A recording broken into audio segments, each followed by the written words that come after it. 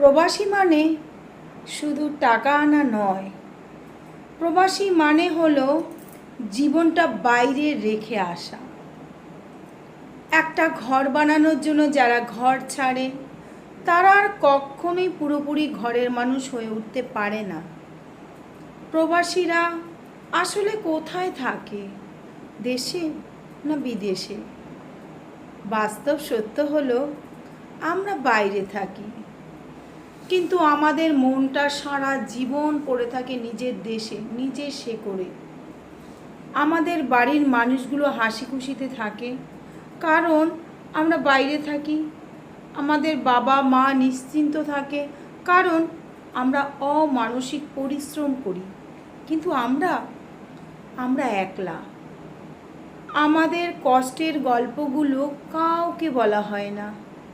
দিনের পর দিন 10 থেকে 14 ঘন্টা খেটে নিজের জন্য দুমুঠো রান্না করে খেয়ে আবার ঘুমোতে যেতে হয়।